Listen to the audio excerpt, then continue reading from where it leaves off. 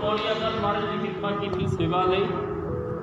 अज 19वीं पौड़ी की आप समझ लैनी है। मेरे धन गुरु नानक क्या समझाते ने वो आप जिंदगी में लागू करना है। हाँ जी। असंख नाम असंख थाम अगम अगम असंख लोक। सच्चे पातशाह धन गुरु नानक देव महाराज सिद्धा नाम समझाते ने, कहते मालक दे असंख्य ही नाम ने, असंख्य नाम असंख्य थाम। ਉਹਦੇ असंख्य ही नाम ने, ਉਹਦੇ नामां ਦੀ गिनती नहीं कर सकता कोई। अज तक कोई इदां दा संसार में पैदा ही नहीं होया जिहड़ा मालक दे नामां की गिनती कर सके। और असंख्य थाम, असंख्य थाम तां क्योंकि परमात्मा सर्वव्यापी है, वो एक जगह नहीं है, हर थां परमात्मा है। तो मेरे गुरु नानक कहते ने प्यारिओ परमात्मा किथे रहिंदा है ते किथे नहीं रहिंदा। मारे कहते उहदे थावां दी गिनती नहीं की जा सकती क्योंकि मालक सर्वव्यापी है, हर थां ओह वसिया होया है। अगम अगम असंख्य लोग, और किन्ने के लोग मालक ने बनाए ने, कहते अगम ने, इंद्रियां की पहुँच तो परे है। हुण देखियो ना साइंस ये अज कह रही है भी चंद्रमा दे पानी है, पहला सीगा हुण है नहीं, खोज कर रही है, मंगल में जाके खोज कर रही है। वो तो खोजा कर रहे, पर मेरे सतगुरु कहते ने हर थां जीवन है, हर थां चंद्रमा में भी जीवन है, पर आ स्थूल शरीर नाल नहीं, सूक्ष्म शरीर नाल उत्थे दुनिया रहती है। उन्हां दा भोजन पानी नहीं, उन्हां दा भोजन अन्न नहीं, क्योंकि ये तो आ पंज तत्व के शरीर को लोड़ पैंदी है अन्न की पानी की। वो सूक्ष्म शरीर ने, उन्हां दा खाना भी सूक्ष्म होता है। मारे कहते ने मालक दे अगम इदां दे लोग ने, अगम ने जिथे साडी पहुँच तो परे भी लोग ने जिहड़े साडी समझ विच ही नहीं आते, सानूं तो पता भी नहीं भी हो सकता है, पर मारे कहते उत्थे भी मालक दे लोग ने, दुनिया है। हाँ जी।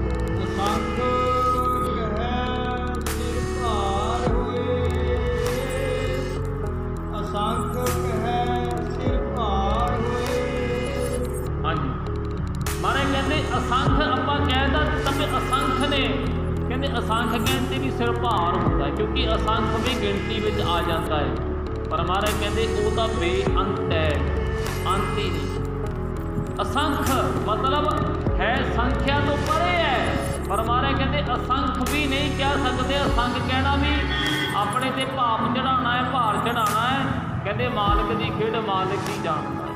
हाँ जी। अखरी नाम अखरी सलाह अखरी ज्ञान गीत गुण गा। हुण देखियो सिद्ध पुछदे ने सच्चे पातशाह पर जिहड़ा वो मालिक है,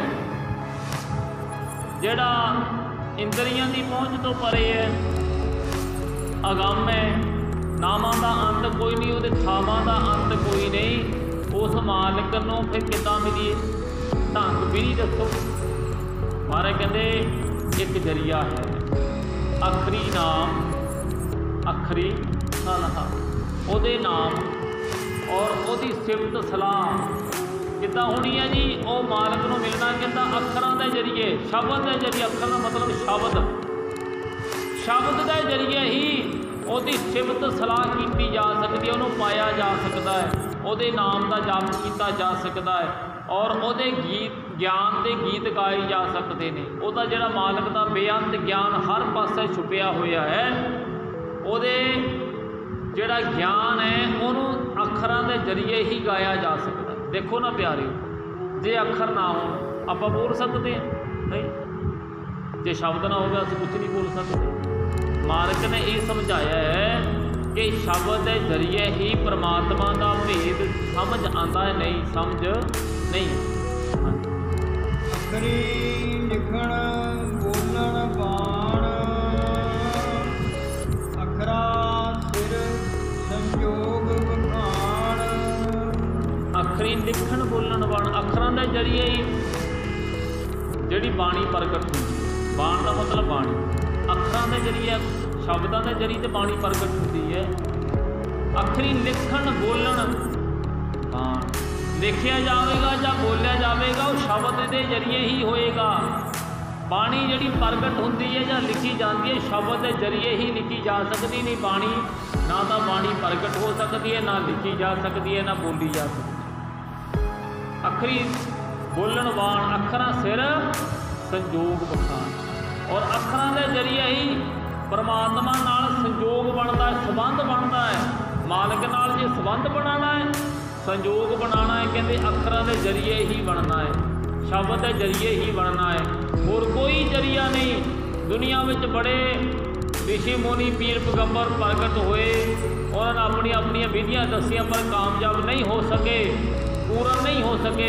ਪਰ ਧੰਨ ਗੁਰੂ ਨਾਨਕ ਇਹੋ ਜਿਹੇ ਆਏ ਜਿਨ੍ਹਾਂ ਨੇ ਸਮਝਾ ਦੋ ਪਿਆਰਿਓ ਆਹ ਸਾਰੀਆਂ ਵਿਧੀਆਂ ਛੱਡੋ, ਸ਼ਬਦ ਦੇ ਲੜ ਲੱਗੋ ਤਾਂ ਪਰਮਾਤਮਾ ਨਾਲ ਸਾਂਝ ਪਏਗੀ। ਹਾਂਜੀ। ਜਿਨ ਤੇ ਲਿਖੇ ਤਿਸ ਸਿਰ ਨਾਏ, ਜਿਵ ਫਰਮਾਏ ਤਿਵ ਤਿਵ ਪਾਏ। ਜਿਸ ਮਾਲਕ ਨੇ ਇਹ ਲਿਖੇ ਹੈ ਨਾ, ਉਹਦਾ ਸਿਰ ਕੋਈ ਲੇਖ ਨਹੀਂ ਆਉਂਦਾ, ਉਹ ਲੇਖਾਂ ਤੋਂ ਬਾਹਰ ਹੈ, ਉਹ ਅੱਖਰਾਂ ਤੋਂ ਬਾਹਰ ਹੈ, ਉਹਦਾ ਉਹ ਸਾਡੀ ਲਿਖਤ ਤੋਂ ਬਾਹਰ ਹੈ। ਪਰ ਉਹ ਆ ਹੈ ਅੱਖਰਾਂ ਦੇ ਜਰੀਏ ਮਿਲਦਾ ਵੀ, ਉਹ ਸ਼ਬਦ ਦੇ ਜਰੀਏ ਹੀ ਹੈ, ਸ਼ਬਦ ਦੇ ਜਰੀਏ ਮਿਲਦਾ। ਦੁਬਾਰਾ ਪੜ੍ਹੋ। ਜਿਨ ਤੇ ਲਿਖੇ ਤਿਸ ਸਿਰ ਨਾਏ,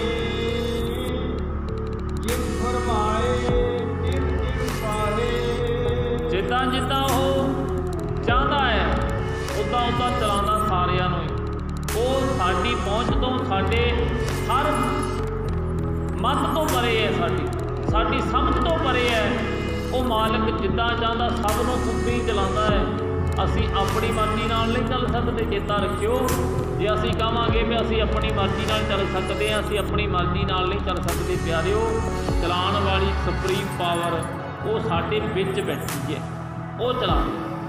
ਕੀਤਾ ਕੀਤਾ ਤੇਤਾ ਨਾਮ, ਜਿਨ ਨਾਵੇਂ ਨਾਹੀ ਕੋ ਖਾਓ।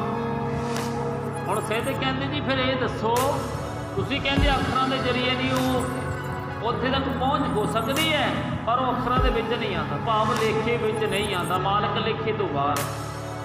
ਕਹਿੰਦੇ ਵੀਰੇ ਦੱਸੋ ਜੀ ਮਾਲਕ ਹੈ ਕਿੱਥੇ ਹੈ? ਮਹਾਰਾਜ ਕਹਿੰਦੇ ਜੇਤਾ ਕੀਤਾ ਤੇਤਾ ਨਾਉ, ਬਿਨ ਨਾਮੈ ਨਾਹੀ ਕੋ ਥਾਉ। ਸੱਚੇ ਪਾਤਸ਼ਾਹ ਕਹਿੰਦੇ ਨੇ ਜਿੰਨਾ ਕੁਛ ਬਣਾਇਆ ਹੈ ਸਾਰੇ ਬ੍ਰਹਿਮੰਡ ਬਿਨਾਂ ਨਾਮ ਤੋਂ, ਬਿਨਾਂ ਉਹਦੀ ਹੋਂਦ ਤੋਂ ਹੈ ਹੀ ਕੁਝ ਨਹੀਂ। ਸਾਰਿਆਂ ਵਿੱਚ ਉਹ ਮਾਲਕ ਹੈ, ਸਾਰਿਆਂ ਵਿੱਚ, ਸਾਰੇ ਜੀਵਾਂ ਵਿੱਚ, ਸਾਰੇ ਥਾਵਾਂ 'ਤੇ ਕੌਣ ਸਮਾਇਆ ਹੋਇਆ ਜੀ? ਪਰਮਾਤਮਾ। ਜੇਤਾ ਕੀਤਾ, ਜਿੰਨਾ ਕੁਛ ਪੈਦਾ ਕੀਤਾ, ਤੇਤਾ ਨਾਉ, ਉਹ ਮਾਲਕ ਦੀ ਹੋਂਦ ਤੋਂ ਸਖਣਾ ਨਹੀਂ, ਮਾਲਕ ਦੀ ਹੋਂਦ ਉਹਦੇ ਨਾਲ ਅਟੈਚ ਹੈ। ਔਰ ਬਿਨਾਂ ਮਾਲਕ ਦੀ ਹੋਂਦ ਤੋਂ ਕੋਈ ਥਾਂ ਦੁਨੀਆ ਵਿੱਚ ਹੈ ਹੀ ਨਹੀਂ ਜਿੱਥੇ ਮਾਲਕ ਨਾ ਹੋਵੇ, ਜਿੱਥੇ ਮਾਲਕ ਨਾ ਹੋ। ਦੇਖੋ ਨਾ, ਜਿੱਦਾਂ ਮੋਬਾਈਲ ਦੀ ਰੇਂਜ ਹੁੰਦੀ ਹੈ, ਉਹਦਾ ਤਾਂ ਏਰੀਆ ਹੁੰਦਾ ਵੀ ਇੰਨੇ ਏਰੀਏ ਵਿੱਚ, ਇੰਨੇ ਏਰੀਏ ਵਿੱਚ, ਪਰ ਮਾਲਕ ਦੀ ਰੇਂਜ ਸਾਰੇ ਥਾਵਾਂ ਹੁੰਦੀ ਹੈ। ਦੁਨੀਆ ਦਾ ਕੋਈ ਥਾਂ ਇੱਦਾਂ ਦਾ ਨਹੀਂ ਜਿੱਥੇ ਮਾਲਕ ਦੀ ਪਹੁੰਚ ਨਹੀਂ, ਅਤੇ ਜਿੱਥੇ ਅਸੀਂ ਇਹ ਨਹੀਂ ਕਹਿ ਸਕਦੇ ਵੀ ਇੱਥੇ ਮਾਲਕ ਨਹੀਂ ਪਹੁੰਚ ਸਕਦਾ। ਉਹ ਹਰ ਥਾਂ ਹੈ, ਹਰ ਥਾਂ, ਜਲ ਵਿੱਚ ਵੀ, ਥਲ ਵਿੱਚ ਵੀ, ਆਕਾਸ਼ ਵਿੱਚ ਵੀ, ਹਰ ਥਾਂ ਉਹ ਸਮਾਇਆ ਹੋਇਆ। ਕੁਦਰਤ ਕਵਣ ਕਹਾ ਵਿਚਾਰ, ਮਾਰਿਆ ਨਾ ਜਾਵਾ ਏਕ ਬਾਰ। ਕੁਦਰਤ ਕਵਣ ਕਹਾਂ ਵਿਚਾਰ, ਮਾਰਿਆ ਨਾ ਜਾਵਾ ਇੱਕ ਵਾਰ। ਕਹਿੰਦੇ ਮਾਲਕਾ ਮੈਂ ਤੇਰੀ ਆ ਬਣਾਈ ਹੋਈ ਸ੍ਰਿਸ਼ਟੀ, ਬਣਾਈ ਹੋਈ ਕੁਦਰਤ ਦਾ ਕਿਆ ਮੈਂ ਸਮਝ ਸਕਦਾ? ਮੈਂ ਇਹਦੇ ਬਾਰੇ ਕਿਆ ਸਮਝਾਂ? ਮੇਰੀ ਸਮਝ ਤੋਂ ਪਰੇ ਹੈ ਇਹ ਜਿਹੜਾ ਸਿਸਟਮ ਤੂੰ ਚਲਾਇਆ ਮਾਲਕਾ, ਮੇਰੀ ਸਮਝ ਤੋਂ ਪਰੇ ਹੈ। ਮੈਂ ਤਾਂ ਇੰਨਾ ਤੁਛ ਹਾਂ, ਤੇਰੀ ਸ੍ਰਿਸ਼ਟੀ ਦਾ ਇੱਕ ਨਿੱਕਾ ਜਿਹਾ ਕਾਣਾ, ਕਿ ਮੈਂ ਤੇਰੀ ਕੁਦਰਤ ਤੋਂ ਕਿਆ ਬਲਿਹਾਰ ਜਾਵਾਂ, ਕਿਆ ਬਾਰੇ ਜਾਵਾਂ, ਮੈਂ ਤਾਂ ਸਮਝ ਹੀ ਨਹੀਂ ਆਉਂਦੀ। ਜੋ ਤੁਧ ਭਾਵੈ ਸਾਈ ਭਲੀ ਕਾਰ, ਤੂੰ ਸਦਾ ਸਲਾਮਤ ਨਿਰੰਕਾਰ। जो तुद भाव है, जो तैनों भाता है ਉਹੀ चंगा। देखो ना, असी मान लो अरदास कराने आ कि सच्चे पातशाह मैनू गड्डी मिल गई। हुण अरदास करता रहा कि एक दिन गड्डी मिल गई, आपां कहांगे ला गड्डी मिल गई, हुण तां टौर बन गई। पर जिद्दन 4 दिन बाद सड़क ते खिलदी हुंदी है, उदण फिर सुखी हुंदे कि दुखी हुंदे। अरदासां करके लै तां लई, पर मालक नूं पता था भी ये सुखी नहीं रहना, गड्डी नाल मालक नहीं दे रहा था, पर तू अरदासां कर करके मिहनतां करके लै लई, पर हो गया दुखी। इसे करके मालक नहीं दिंदा था।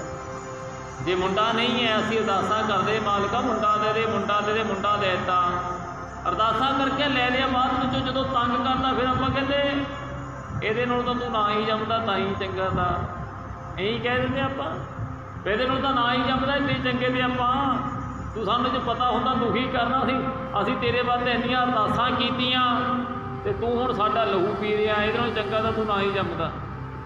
मतलब जो मालिक नूं भावै ਉਹੀ चंगा हुंदा है, क्योंकि मालिक हमेशा रहण वाली हस्ती है, ਉਹਨੂੰ पता है साडा भला किद्दां ते साडा बुरा किद्दां है। मालिक जो करता है वो चंगा ही करता। ਭਰੀਆ ਹੱਥ ਪੈਰ ਤਨ ਦੇਹੇ, ਪਾਣੀ ਧੋਤੈ ਉਤਰਸ ਖੇਹੇ।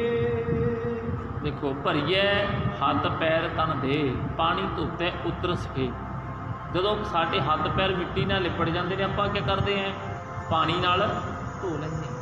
साधारण जी गल है कि जदों साडे हत्थां पैरां नूं मिट्टी लग जाती है, आपां पानी लैके उहनूं धो लैंदे। हाँ जी।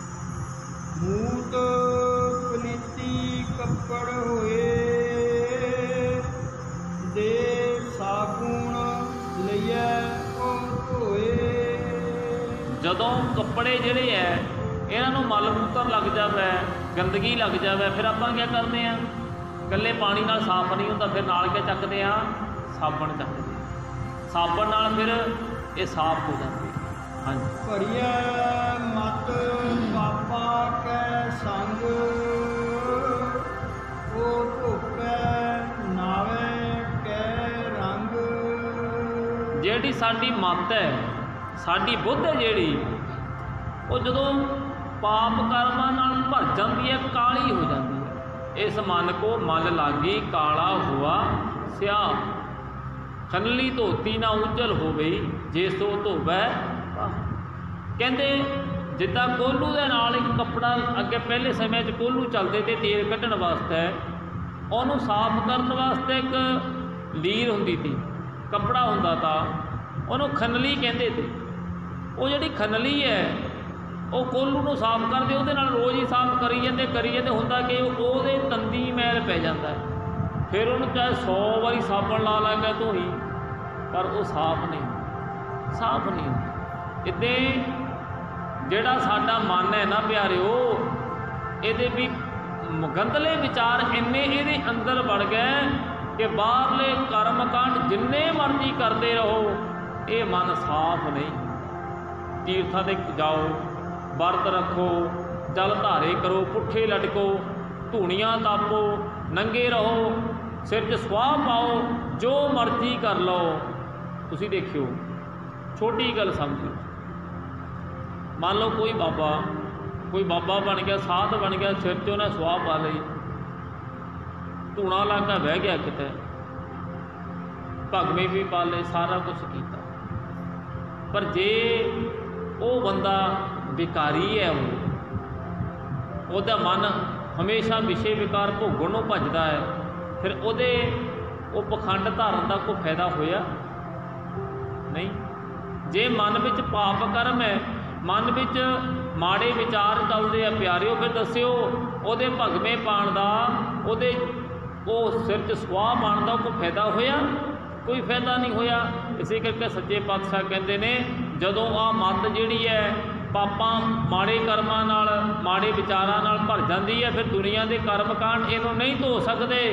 फिर धोण वास्ते क्या करना पैंदा है? वो धोपै नावै के रंग। नाम का अर्थ है सच्चा ज्ञान। फिर गुरु का सच्चा ज्ञान जिहड़ा है इस मत नूं धोंदा है, इस बुद्धि नूं धोंदा है, उहदे साफ करदा है। आ तुसीं बैठे हो ना, आपां सारे धन गुरु ग्रंथ साहिब सच्चे पातशाह की संगत कर रहे हैं। जो सतगुर की बाणी है इस जदों साडे अंदर जाती है, साडे अंदरले पाप कर्म कढ़ के बाहर मारती है, ये करती है सफाई। हाँ जी। पुन्नी पापी आखण नाहे, कर कर करना लिख ले जाओ। सच्चे पातशाह कहते ने पुन्नी पापी कहण नाल नहीं हुंदे भी आ पुन्नी आ पापी है, कहते नहीं, पुन्नी पापी उहदे कर्मां मुताबक होना है। पुन्नी पापी आखण ना ही, आखण नाल नहीं कोई बनदा पुन्नी बन गया कोई पापी बन गया, नहीं।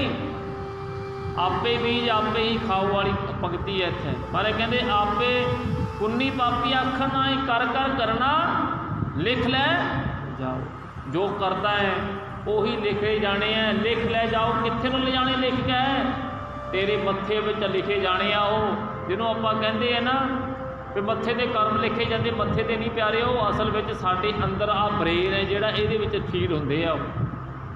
महाराज कहते दिन रात कमायड़ो सो आयो मत है। दिन रात जो कमांदा है उही तेरे मत्थे विच लिखे जाने ने, भाव तेरे विचार उदां दे बनने ने जो दिन रात कमाने।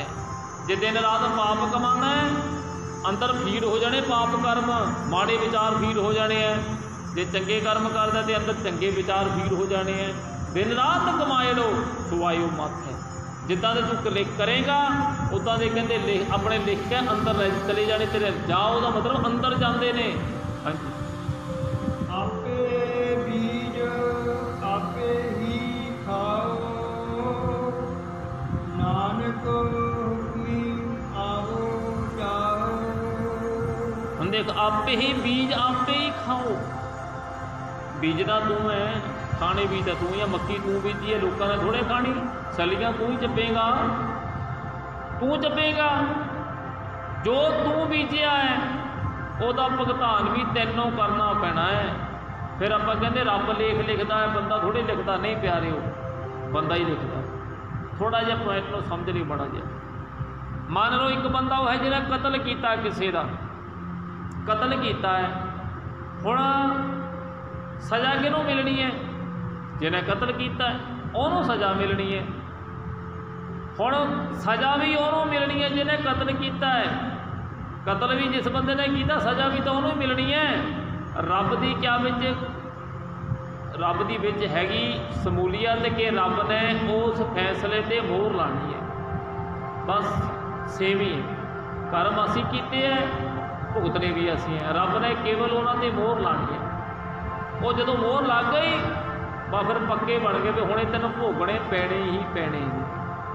इस करके महाराज कहते ने आपे बीज आपे ही खाओ, नानक हुक्म ही आवो जाओ। कहते उहदे निजम विच बज्जे ने, फिर तेनों आना और जाना पेगा। भाव बार बार जमेगा, बार बार मरेगा। क्यों मरेगा?